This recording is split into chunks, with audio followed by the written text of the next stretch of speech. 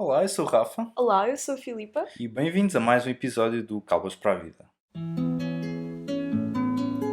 Pá, pá, pá, pá, pá, pá, pá, cábulas para a vida, pá, pá, pá, pá, pá, cábulas para a vida. Hoje vamos estar a falar um pouco sobre saúde mental. Para nos ajudar, nós falámos com a Carolina Cortês, que é uma das organizadoras do projeto Espaço e Existência, juntamente com a Rita Farias. E para ficarmos também um bocadinho mais informados, falámos com o GAP, que é o Gabinete de Apoio Psicopedagógico ao Estudante da Faculdade de Psicologia. Então, Filipa, achas que realmente há uma falta de informação tendo em conta a saúde mental? Porque cada vez se fala mais em saúde mental, mas será que se fala nas coisas certas? É assim, eu inicialmente, tal como tu, nós achávamos um bocado que. Agora não sei qual é a tua opinião relativamente a isso, mas no início nós achávamos que realmente havia falta de informação sobre este tema e que era um tema pouco falado. Mas depois de nos informarmos, seja com o Gabo, seja com a Carolina, agora mudei um bocado a minha opinião. Eu acho que simplesmente existe muita informação, mas as pessoas não têm interesse de a usar da melhor forma. Ou seja, é um bocado aquela expressão de eu não sei muito nem pouco e também não tenho interesse em aprofundar. Acho que é um bocado por aí. E o que é que tu achas? Eu acho que é um tema que as pessoas não sabem ainda muito bem como pesquisar. Eu acho que a nossa faixa etária mais jovem já tem um maior know-how e se calhar perceber um Uhum. bocadinho melhor onde é que deve perguntar, quem é que deve perguntar. Mas acho que ainda há muita falta de noção em relação realmente aos problemas que afetam as pessoas, mesmo às condições específicas. Por exemplo, lança-se muito o conceito da depressão e da ansiedade, mas nem toda a gente está com sintomas de depressão ou com sintomas de ansiedade. Acho que cada caso é um caso e nós devemos sempre avaliar cada caso como ele é. Portanto, acho que o importante aqui é desmistificar alguns dos problemas que existem em relação a isso. E pronto, a conversa que nós tivemos, quer com a Carolina, quer com o Gabinete, foi muito importante para nós percebermos isso também. Vamos ouvir o que é que a Carolina nos tem para dizer. Nós vivemos numa altura em que há cada vez mais e mais informação, por isso para mim a questão às vezes não é a quantidade de informação disponível que existe, mas é se essa informação está a chegar às pessoas que precisam dela e se está a ser absorvida, processada, se tem um impacto concreto na maneira como as pessoas vivem. Eu acho que às vezes é essa ponte que nos falta fazer. Já temos cada vez mais conhecimento científico e experiencial sobre aquilo que se passa a nível da nossa saúde mental. Às vezes falta conseguirmos desenvolver estratégias para essa informação chegar de facto às pessoas e para elas poderem também transformar as suas vidas de acordo com esse conhecimento. Tu achas que hoje em dia, devido ao que tu acabaste de dizer, há aquele problema em que as pessoas acabam por generalizar tudo o que é sobre a saúde mental? Ou seja, não é toda a gente, mas facilmente dizem que ou tem este problema ou aquele, ou também há o caso de desvalorizarem. O que é que tu achas sobre isso? Eu acho que ainda é um pouco desvalorizado, que ainda é um pouco à base daquelas pessoas tipo, estás um pouco triste, mas olha tudo o que há de bom na vida e tipo, olha nas coisas boas que tens. Quando muitas vezes não é tão fácil quanto isso e às vezes é preciso um acompanhamento muito mais cuidado relativamente a essas pessoas, porque nem toda a gente vai ter uma boa ou má experiência tendo em conta o acompanhamento que recebe. E muitas vezes tem que ser algo muito mais noticioso a perceber o que é que está por trás destes problemas. Tipo, se esta pessoa está um pouco mais triste, se esta pessoa vai um bocadinho mais abaixo, é perceber um bocado a raiz e a origem disso antes de se calhar partir para conclusões. Assim, eu concordo contigo, mas também acho que a sociedade tem que mudar muito a forma como aborda estas situações. Porque, por exemplo, uma pessoa virar-se e dizer: ansiedade? Ansiedade não. Grave é ter um problema grave de saúde. Eu acho que isso é uma coisa que está muito errada na visão das pessoas em geral, porque acho que só quem sofre mesmo com esses problemas é que sabe aquilo que passa. Por isso eu acho que é importante estes temas serem mais falados, para as pessoas terem consciência que quando te dói a perna, tu vais ao médico. Porque é que quando tu tens um problema tipo da mente também não o tratas? Exato. Percebes? Eu acho que há muito a dificuldade de perceber que são problemas como os outros e há muito essa falta de compreensão de que é realmente preciso um processo, cuidado e atento aos detalhes da pessoa, tal como é a doença física. Quando, por exemplo, partes uma perna, há todo um cuidado para perceber, ok, que tipo de operação é que tu podes fazer, qual é o tratamento. Em relação à saúde mental é exatamente a mesma coisa, só que acho que as pessoas ainda não têm muito bem essa noção. Então falta não só consciencializar de que sim, existem pessoas com estes problemas, mas que sim, os tratamentos para estas pessoas são muito mais, se calhar, intensivos do que a maioria das pessoas acha. Sim. Quando eu tenho mais acesso à informação sobre saúde mental e quando eu tenho acesso a recursos que me permitam aprender mais, transformar a maneira como eu vivo, como eu estou no mundo, isso vai me permitir estar muito mais satisfeito com aquilo que eu ando aqui a fazer, com aquilo que eu quero construir, com a minha capacidade de sonhar, mas também de concretizar esses sonhos e de poder ser uma pessoa que me faz sentido, uma pessoa que eu quero de facto ser. E acho que também é por isso que esta é uma questão tão importante e tão fulcral nas nossas vidas. Por exemplo, relativamente aos estudantes universitários, tu achas que, em geral, nós também estamos. Tu já não és estudante, mas já foste. Sim. Como é que achas que é a informação em geral? Honestamente, eu acho que os estudantes muitas vezes, não digo que isto seja em todos os casos, mas muitas vezes, como têm outras prioridades, acaba por esta questão da saúde mental ficar um pouco de lado. E até contra mim falo que empurrava a questão da saúde mental para segundo plano, porque havia muitas outras coisas para fazer. Havia trabalhos, havia toda uma questão eu tenho que fazer um curso, tenho que pensar no meu futuro. E às vezes, tipo, quando pensamos, realmente estou a ter alguns problemas, realmente estou um pouco mais em baixo, que há de ser acompanhado, mas a gente pensa sempre, trata amanhã ou trata num dia a seguir, e depois passa sempre a segundo plano até chegar a um ponto onde nós próprios somos muito prejudicados com isto. Não sei, em relação a ti, Filipe, Por acaso, tu agora tocaste num ponto que eu me lembrei da nossa conversa com o Gal. Foi aquela ideia de quando os alunos entram na faculdade, fazem os seus 18 anos, são totalmente autónomos e o terem que pedir ajuda para eles é algo que lhes assusta, porque é do género, ok, eu agora sou independente, por isso eu consigo fazer as coisas por mim próprio. E acho que isso é uma das principais razões porque os estudantes adiam tanto o inevitável, que é o pedir ajuda. E a verdade é que pedir ajuda não tem mal nenhum, por isso acho que de certa forma a consciencialização passa um bocado por aí. É incentivar a que teres uma conversa com um psicólogo ou ires tipo a uma consulta não é um monstro de 7 cabeças e tu não vais ser julgado por isso. Acho que o tema da saúde mental tem sido um tema cada vez mais falado e que as últimas décadas, têm assistido a este reconhecimento de que de facto esta é uma questão importante e que marca a vida das pessoas. Acho que às vezes falta fazer mais coisas práticas, ou seja, trazer dias temáticos às faculdades, fazer workshops, dar ferramentas, capacitar, ter atendimentos e serviços que permitam aos alunos dirigir-se lá e obter ajuda ou informação ou o que quer que seja. Por isso, ainda que as respostas tenham vindo a aumentar, eu acho que o que faz falta é construir esta ponte diretamente para os alunos, para eles poderem recorrer.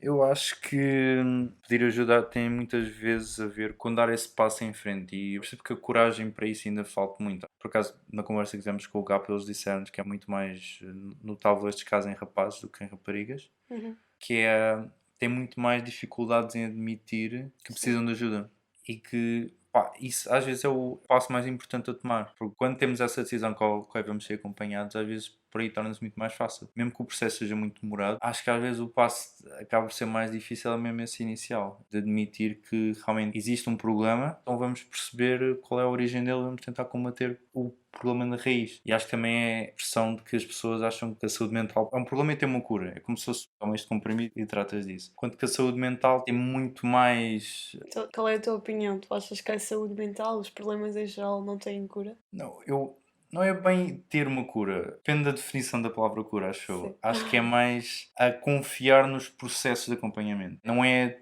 ter uma cura necessariamente para um problema, mas é um bocado aprender a viver com ele. Sim, aprendes a lidar com aquilo que tu tens. Exato. Sim.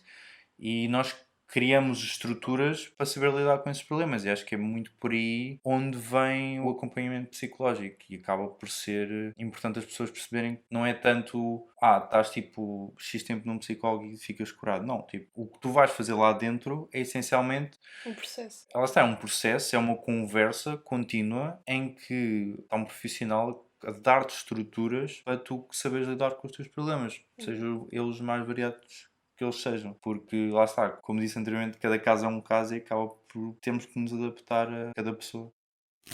Com base na minha experiência, temos 2 grandes grupos de questões. O primeiro está relacionado com questões de adaptação. Ir para o ensino superior implica uma data de transformações nas nossas vidas. Para alguns é sair de casa, para alguns é adaptarem-se a um novo sistema de estudo, é sentir mais pressão relativamente aos resultados, é ter que gerir o tempo e o dinheiro de outra forma, e esta conquista de autonomia que a entrada para o ensino superior muitas vezes implica, também está associada a medos. Nós descobrimos que não éramos assim tão capazes como achávamos que íamos ser, e esta mudança e esta adaptação às vezes constitui-se como uma dificuldade para a qual é preciso uma intervenção. Por outro lado, às vezes também temos questões mais da ordem da ansiedade ou da depressão, que já constituem quadros em que de facto não está a haver uma capacidade para nós lidarmos com os desafios que estão a surgir, e aparecem estas questões mais ligadas aqui à saúde mental, a estes quadros mais psicopatológicos.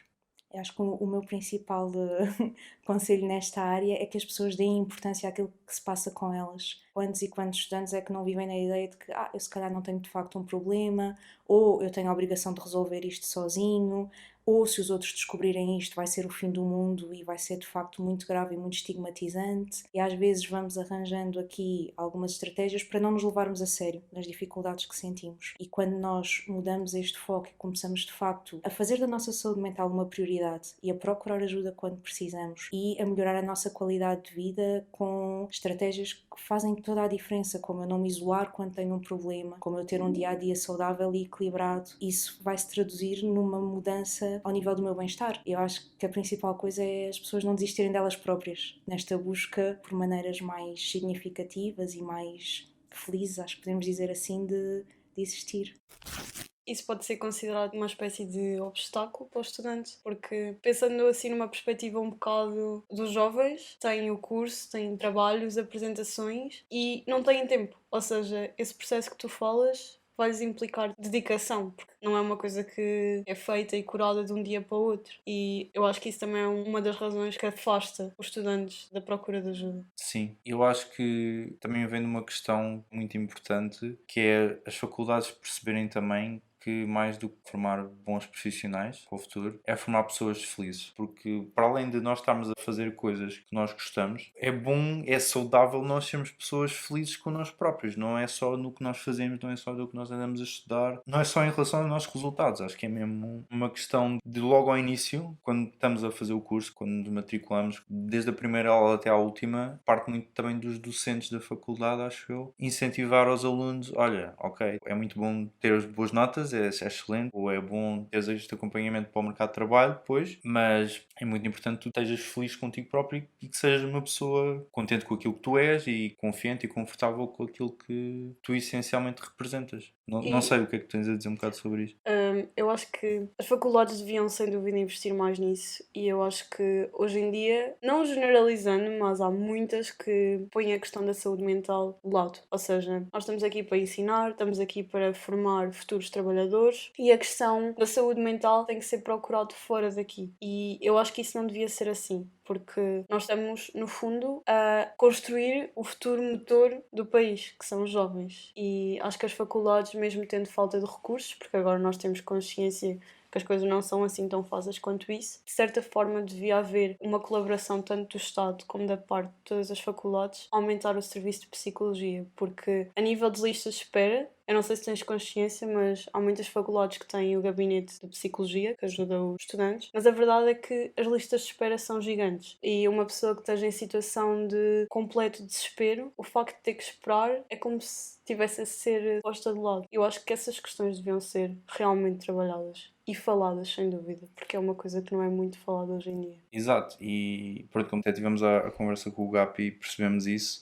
passa muito pelos decisores ter essa capacidade de investir em serviço de psicologia, e como sabemos não vai ser aquela prioridade, e pronto, vamos acabar por perceber que às vezes as faculdades não têm essa capacidade de investir nesses meios, e acho que passa um bocado uma campanha de consciencialização destes aspectos que são importantes, porque o que é que vai levar para ti as faculdades a perceberem que é realmente importante formarem pessoas felizes mais do que formarem bons profissionais. Mas tu tocaste num ponto importante, que é, eu acho que nem tudo deve ser pintado de forma tão negativa, entre aspas, como nós estamos aqui a falar, porque hoje em dia, e eu tenho-me informado sobre isso, é que muitas associações de estudantes têm procurado fazer campanhas de sensibilização, workshops, e apesar da faculdade em si não ter assim tantos recursos para ajudar, já é uma coisa que tem aumentado nos dias de hoje, e acho que isso é uma coisa que é louvável. Sim, e quanto mais desse tipo de atividades houver, melhor. Mas acho que também passa muito por,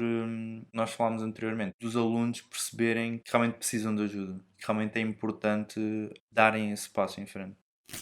Acreditamos muito que quando nós vamos para uma faculdade, o nosso objetivo lá é tirar um curso, é sair de lá formados e capazes de integrar o mercado de trabalho, por exemplo. E às vezes não nos focamos tanto no como, como é que isto se pode fazer de uma maneira que não comprometa a minha saúde mental. Por isso, não é só termos alunos de sucesso, é termos alunos que sejam também felizes, satisfeitos, que estejam bem com a vida. Por isso, quando as faculdades definem isto como uma prioridade tão importante como as notas e o rendimento escolar, nós abrimos aqui um espaço para se começar a ter algumas iniciativas que vão sublinhar esta questão dos workshops, das formações, dos dias temáticos, das consultas de psicologia, do acompanhamento psiquiátrico. Todas estas questões em conjunto vão permitir que de facto haja um foco também nesta questão da saúde mental e do bem-estar, e as faculdades têm um papel importantíssimo, são uma interface gigante com todos os estudantes do ensino superior, por isso não podem ser descartadas nunca como um veículo para promover a saúde mental.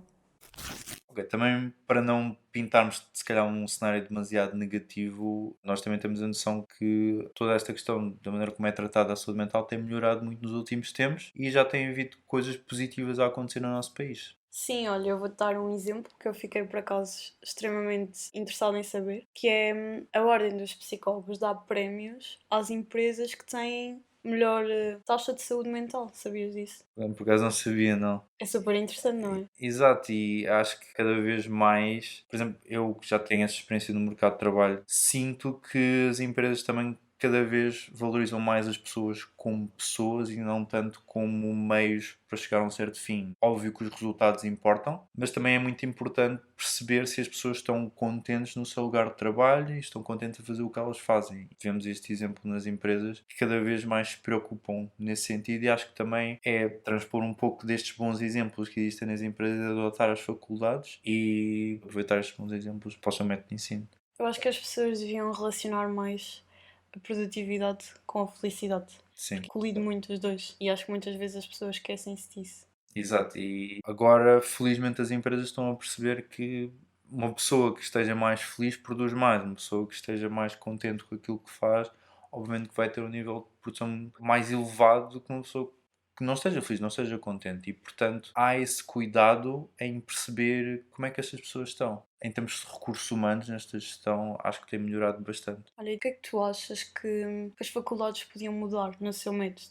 Acho que é questão de valorizar os alunos pelo seu bem-estar, pela satisfação que têm ao fazer o curso, igual maneira ao ter boas notas. Sim, mas eu acho que não passa só por isso. Eu acho que ainda tem que haver muita mudança relativamente, por exemplo, às épocas de avaliação, aos horários dos estudantes. E isso contribui muito para um ano académico ou uns anos académicos extremamente estressantes e aterrorizantes. E acho que se a faculdade se focasse mais no soft skills das pessoas, não tentasse incentivar tanto a competição, eu acho que ia ser muito mais fácil viver a chamada vida académica. Exato. E está nas mãos das faculdades de proporcionarem essa experiência. Existem muitos estudantes que, como é a primeira experiência que eles têm a lidar com coisas sozinhos, muitas vezes esta questão da saúde mental, como nós falamos, passa muito para o segundo plano. E acho que com toda essa gestão dos horários, com a gestão da maneira como fazem as avaliações, que às vezes são testes acima de testes acima de testes, isso obviamente que não vai contribuir para uma boa gestão, muitas vezes, do tempo e depois da saúde mental de uma pessoa, porque acaba por ser muito stress ali junto. Sim, e muitas vezes avaliam a própria capacidade, por exemplo, de decorar, do que propriamente a capacidade que o aluno tem para perceber aquilo. Exato. Porque nós agora sabemos que os tempos mudaram um bocado e que um aluno pode ter uma média excelente e se calhar não ter o que uma empresa precisa, os tais chamados soft skills. Então o que estás mesmo a sugerir é as faculdades mudarem um bocado a maneira como avaliam para esses soft skills entrarem mesmo como uma Sim. componente muito importante do nosso ensino. E também valoriza muito a parte prática, porque há um bocado aquele conceito que aquilo que os alunos estudam na faculdade não é exatamente a mesma coisa do que no mercado de trabalho, e acho que de certa forma as coisas deviam ser adaptadas, independentemente dos anos académicos serem os anos em que nós estamos a estruturar o jovem adulto e que ele está a ganhar todas as capacidades para ser adulto. Sim, sim. Mas pronto, acho que deviam ter isso em conta. E tu disseste aí muito bem que é uma altura onde nós estamos a formar-nos como adultos. Então, se alguma coisa corre mal em termos da nossa saúde mental, isso depois pode ter consequências graves de ir para a frente. E muitas vezes perguntas, mas isso aconteceu na tua adolescência, porque é que ainda não superaste isso? Porque não teve o tratamento necessário nessa altura. E isso parte não só das pessoas, podem sempre procurar essa ajuda, mas também das faculdades em criar estruturas em que avaliem esses princípios, avaliem esses soft skills, que depois vão ser importantes no mercado de trabalho. Acho que há aqui uma parte ativa que os estudantes podem ter, que é o ir à procura. Às vezes parece que estamos muito sozinhos e muito isolados e de repente quando começamos a procurar há uma data de recursos e de informações que nós só não sabíamos que elas estavam à nossa volta. E isto pode envolver, por exemplo, eu ir ao gabinete de apoio ao estudante que existe na minha faculdade, ou pode envolver eu ir, por exemplo, a uma consulta com o meu médico de família e falar sobre estas questões de saúde mental que me podem estar a afetar mais ou menos, ou recorrer a associações ou instituições que agora nós temos cada vez mais e até em áreas muito diferentes e que muitas vezes têm a porta aberta para nós nos podermos deslocar lá e saber mais. Acho que isto também não é um esforço que tem que ser só dos estudantes, tem que haver aqui uma mudança contextual e social que também abra mais as portas e que se disponibilize mais a levar informação diretamente a quem precisa dela. Então, por exemplo, agora falando também um pouco com as pessoas que nos estão a ouvir, para quem realmente precisa de ajuda e quem quer ter essa ajuda, o que é que pode fazer? Que alternativas é que podem ver, tendo em conta que são estudantes? Então, no caso dos estudantes universitários, temos sempre a primeira opção dos gabinetes de psicologia das faculdades, que, vamos pôr aqui um parêntese, existem algumas faculdades que não têm especialistas, os psicólogos e pessoas formadas na área, mas sim, por exemplo, docentes que estão mais dentro desta questão de saúde, o que não é a mesma coisa, mas em caso de situação de alarme, é importante ter alguém com quem falar. Temos também a possibilidade do estádio universitário e do polo de ajuda, que disponibilizam vários serviços relacionados com este tema. Existe a diferenciação entre bolseiro e não bolseiro, mas o preço acaba sempre por ser simbólico. Exato. Outra possibilidade também é mesmo recorrer ao médico de família, que depois vai reencaminhar para um psicólogo ou um psiquiatra, consoante também a nossa situação. E outra possibilidade, mas também um bocado mais específica, para o caso mesmo de urgência, existem as urgências dos hospitais em que, nesses casos mais extremos, as pessoas podem ir lá e são acompanhadas por especialistas diretamente. Para além disto, existe também uma série de linhas de apoio que recomendo também a todos que pesquisem um pouco sobre isso, porque na internet existem vários números disponíveis que diz lá o horário e vocês podem ir lá e podem ver que tipo de apoio é que precisam mais e ajustar também às vossas necessidades. Acho que há aqui uma parte do pedir ajuda que é uma questão muito pessoal e que envolve alguma coragem, que é este ponto em que eu chego na minha vida em que eu consigo reconhecer, ok, eu até tenho vergonha de pedir ajuda, ou isto é uma questão que para mim constitui um estigma, mas de facto isto está a ficar tão pesado que merece a minha atenção e merece, se calhar, eu dar-lhe ainda mais importância e conseguir fazer alguma coisa de concreto por isso. Acho que também há uma parte importante que é toda a ajuda que é disponibilizada é confidencial e isso é importante saber-se, que é quando eu recorro a um serviço de saúde mental, os profissionais todos são abrangidos por uma norma ética e deontológica que os previne de contar o que quer que seja que se passe lá dentro em contextos desadequados. Por isso, nesta questão às vezes da vergonha e do estigma, é importante também saber isto. Cábulas para a vida. Estamos quase a terminar o episódio. Rafa, que dicas é que tu tens para dar aos nossos ouvintes? Em relação à saúde mental, acho que o importante é mesmo a questão de... Vai haver muita coisa que vai se pôr no caminho das pessoas pedirem ajuda. Vai haver muito a priorização de outros aspectos, como o curso, como a vida social. Muitas coisas vão se meter no caminho e vão haver muitos aqueles pensamentos do género, isto não vai resultar, ou tipo, vou estar num psicólogo e depois vou ser um bocado julgado pelos outros e isto parece que eu sou um bocado fraco. Acho que é essencialmente afastar muito estes pensamentos, pensar o melhor possível no futuro e perceber mesmo que problemas que existam agora depois vão se manifestar de maneira muito pior, muito mais intensamente no futuro. E acho que como estudantes estamos um bocado a formar-nos ainda, é muito importante investir nessa ajuda agora. Tipo, é um investimento. Vai demorar tempo, vai ser complicado muitas vezes, mas é mesmo para passar um pouco mais à frente se calhar são filas de espera enormes para vamos tratar disto porque é um problema grave que eu tenho que resolver agora. Olha, eu acho que a dica mais importante que eu posso dar é sejam o vosso próprio obra direito, porque se vocês não se ajudarem a vocês próprios, dificilmente alguém vai fazer isso para vocês. Por isso, priorizem-se, metam a vossa saúde mental em primeiro lugar, porque acho que vocês só vão conseguir ser felizes naquilo que vocês fazem se vocês estiverem bem com vocês próprios. E pedir ajuda não é de todo um problema, e terem algum problema relacionado com a saúde mental não quer dizer que vocês são frágeis ou que são malucos, nada desse género. E até vos digo mais, quem pede ajuda é porque realmente é forte a esse ponto de conseguir dar o braço a torcer e ouvir o nosso corpo, que é quando o nosso corpo dá o alarme que ok, chega, tu precisas mesmo de ajuda. Por isso, ouçam os sinais que o vosso corpo vos dá e contribuam para a vossa saúde. Exato. E eu quero mesmo reforçar a importância que existe em haver um equilíbrio entre o trabalho e o nosso estado emocional. Lá está, falámos ao longo do programa de que é importante não só em termos de resultados, mas também se as pessoas estão realmente felizes naquilo que estão a fazer. E é esse pensamento que tem que haver para o resto da vida e começa agora. E eu acho que é muito importante os estudantes perceberem que o curso faz, mas a saúde vem sempre em primeiro lugar, como estavas a dizer. Verdade. Relativamente a estas dicas, a Carolina Cortês também tem algumas para vos dar.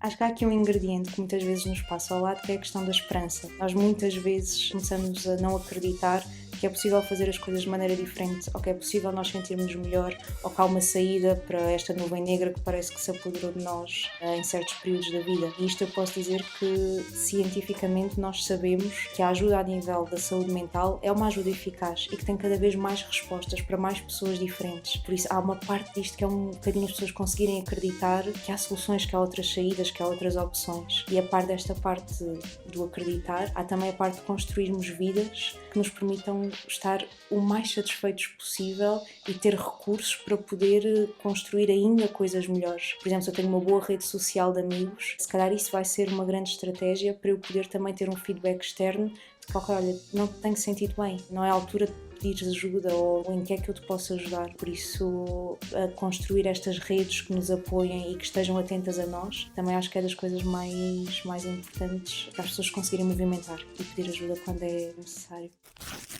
Bem, este foi mais um episódio do Caos para a Vida. Esperemos que tenham gostado e que vos tenha sido útil e vemo-nos no próximo episódio. Este episódio foi produzido por Rafael Loteiro e Filipe Campos, edição por Leonor Correia, design Joana Falardo, arranjo musical de Fist, tuna feminina do Instituto Superior Técnico. O equipamento de gravação que foi patrocinado pela Passion Initiative, iniciativa da Identity, uma empresa de consultoria informática sediada no Tagus Park, em Oeiras. Agradecimentos especiais à nossa convidada, Carolina Cortês,